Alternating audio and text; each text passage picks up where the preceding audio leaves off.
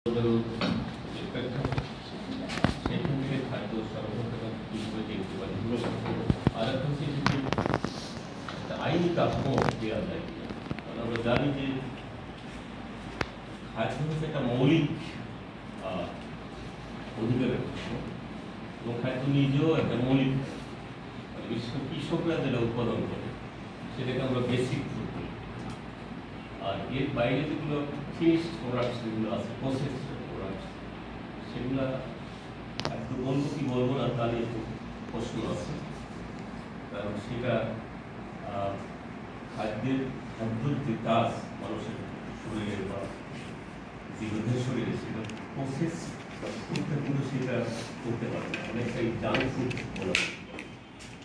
সেই জন্যই খাদ্য সুরক্ষার আজকে পৃথিবীতে অনেক বেশি গুরুত্ব। এবং এই খাদ্যটা কোথা থেকে আসে, খাদ্যের উৎসটা কি, সেটাও এখন মানুষের চিন্তার বিষয়। এবং এই খাদ্যটা শেষ পর্যন্ত কার হাতে চলে যায়।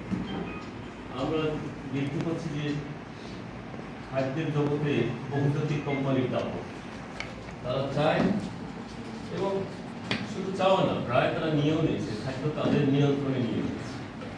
কারণ একটা জিনিস তারা বোঝে যে খাদ্য নিয়ন্ত্রণ করতে পারলে সারা দুনিয়াকে তারা নিয়ন্ত্রণ করে। সেক্ষেত্রে তাদের ওই আর্মস ব্যবহার করার দরকার নেই, একটা দেশকে দুর্নীতির দিকে ঠেলে দিলেই যথেষ্ট, তাদের পারপাস সার্ভ করছে এবং সেটা খাদ্য নিয়ন্ত্রণের মাধ্যমেই করতে পারে। এবং এইটা যে শুধু বহুজাতিক কোম্পানি করছে তা না, পৃথিবীর বিভিন্ন যে ধনী দেশগুলো আছে যারা এই বহুজাতিক কোম্পানির মাধ্যমে খাদ্যটাকে নিয়ন্ত্রণ করে, তারা একটা পলিসি ফ্রেমওয়ার্কের মধ্যে পুরো পৃথিবীটাকে ফেলে দিচ্ছে। যেটাকে আমরা বলি যে 80 দশকের শুরুতে যখন নিউ লিবারেল ইকোনমিক মডেলটা তারা সামনে নিয়ে আসছে, সেটার মূল উদ্দেশ্য হয়েছে যে বিভিন্ন দেশে যে দরিদ্র দেশগুলো আছে যারা কাঁচামাল উৎপাদন করে, সেই সমস্ত দেশগুলোকে মানে এই নিয়ন্ত্রণ করা, শোষণ করা, দমন করা, সব রকম ব্যবস্থায় সেখানে তারা কাজ। এবং সেগুলো তারা কতগুলো কৌশল মধ্য দিয়ে, যেমন বেসরকারিকরণ করা, রাষ্ট্রীয় নিয়ন্ত্রণের যে সমস্তগুলো আছে যে জনকল্যাণমূলক, সেগুলো তো ধনিক শ্রেণীর হাতে ছেড়ে দেওয়া, ধনিক ব্যবসায়ীদের হাতে ছেড়ে দেওয়া।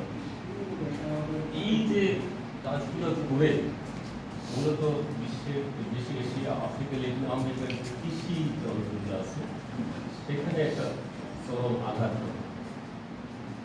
সেই আঘাতের প্রেক্ষিতে দুনিয়ার সমস্ত কৃষকরা কিন্তু তখন, বিশেষ করে কৃষক সংগঠন, তারা এক জায়গায় বসে এবং তারা ভাবতে শুরু করে যে ভবিষ্যৎ কী হবে, কৃষি এবং কৃষক থাকবে না। এটা হলো বুর্জোয়া বা ইন্ডাস্ট্রিয়াল ফার্মিংয়ের সাথে যারা যুক্ত, তাদের উদ্দেশ্য হলো সেইটা, তাহলে কৃষক সেখানে বাদ দিবে।